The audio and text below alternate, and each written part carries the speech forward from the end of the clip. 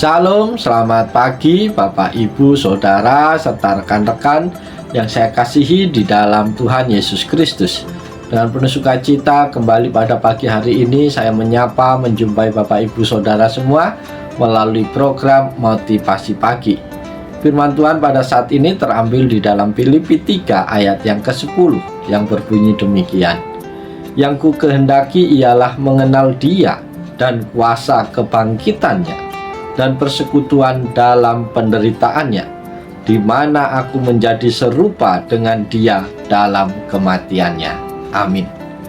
Para sahabat yang dikasihi Tuhan, tema firman Tuhan pada pagi hari ini adalah tujuan hidup orang percaya. Kita lahir, hidup, dan dibesarkan di dalam dunia ini, tentu dengan satu tujuan yang telah ditetapkan oleh Allah bagi kita. Allah menyelamatkan kita melalui iman kepada Tuhan Yesus Kristus. Iman kepada Tuhan Yesus Kristus memberi warna baru di dalam perjalanan kehidupan kita. Warna baru dimaksud ialah untuk memenuhi tujuan ilahi di dalam dan melalui kehidupan kita di dunia ini.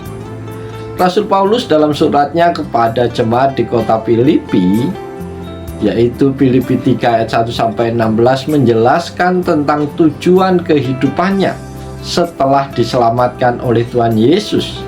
Ada berapa tujuan atau sasaran atau goal hidup Rasul Paulus yang kiranya juga menjadi tujuan kehidupan kita sebagai pengikut Tuhan Yesus Kristus.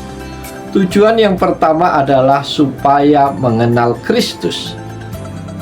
Saudara-saudara terkasih, dengan menetapkan sasaran atau tujuan itu, Rasul Paulus menyadari bahwa masalah pengenalan adalah suatu proses.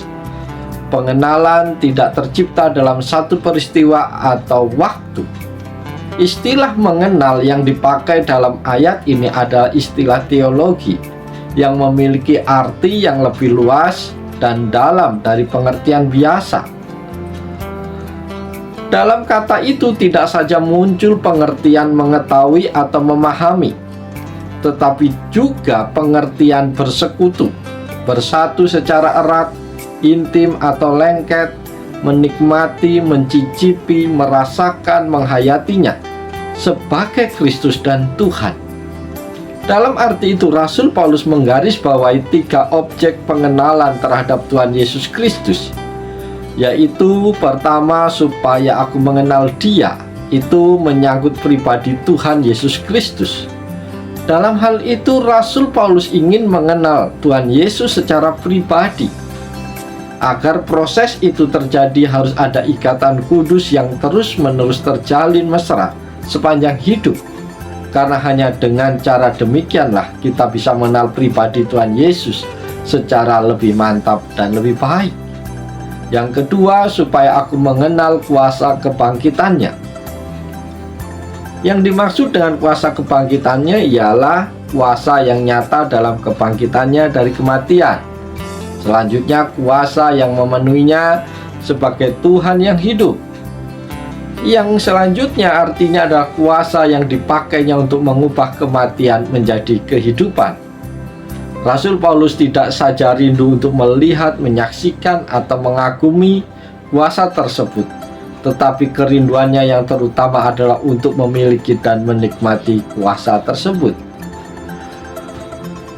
Yang ketiga adalah supaya aku mengenal persekutuan dalam penderitaannya. Target Paulus adalah agar serupa dengan Dia dalam kematiannya. Pernyataan itu tertulis justru pada saat Paulus dibelenggu dalam penjara di Roma. Suasana penjara itu telah mengilhami Paulus akan satu kebenaran praktis, yaitu bahwa partisipasi dalam penderitaan Kristus bukan sekedar risiko, melainkan juga harus menjadi tujuan hidup. Dari tempat yang sama Paulus juga menulis kepada jemaat di Kolose demikian. Sekarang aku bersuka cita bahwa aku boleh menderita karena kamu, dan mengenapkan dalam dagingku apa yang kurang pada penderitaan Kristus untuk tubuhnya, yaitu jemaat. Kolose 1 ayat 24. Para sahabat yang dikasihi Tuhan, maksudnya Paulus ingin menikmati tidak hanya sebagian dari penderitaan Kristus, tetapi juga ingin mengalami semua yang sudah dialami Kristus, tetapi juga ingin mengalami semua yang sudah dialami Kristus. Dengan ungkapan lain, serupa dengan Dia dalam kematiannya. Bapak, Ibu, Saudara, sebagai umat Tuhan, keberhasilan panggilan dan pelayanan kita itu bergantung pada pengenalan kita terhadap Kristus. Kualitas kehidupan dan pelayanan kita itu sebanding dengan pengenalan kita. Semakin tinggi kualitas pengenalan kita terhadap Kristus, semakin tinggilah kualitas kehidupan dan pelayanan kita. Sebaliknya, semakin rendah kualitas pengenalan kita terhadap Kristus, semakin rendah kualitas kehidupan dan pelayanan kita. Corak hidup kita itu sebanding dengan corak pengenalan kita. Amin. Bapak Ibu yang dikasihi Tuhan, biarlah firman Tuhan pada pagi hari ini menjadi berkat, memotivasi kita semua untuk terus berjalan bersama dengan Tuhan, dan hari demi hari kita semakin mengenal Tuhan, sehingga kita memiliki pengalaman-pengalaman yang indah hidup bersama dengan Tuhan. Oleh sebab itu, Bapak Ibu kasih dalam Tuhan, kita jalani hari ini dengan sukacita, dengan penuh semangat, lakukan segala sesuatu dengan sepenuh hati, yakin dan percaya Tuhan tidak pernah meninggalkan kita. Oleh sebab itu, selamat pagi, selamat berkarya. Tuhan Yesus menolong, Tuhan Yesus memberkati Bapak, Ibu, Saudara semua. Salam, haleluya, amin.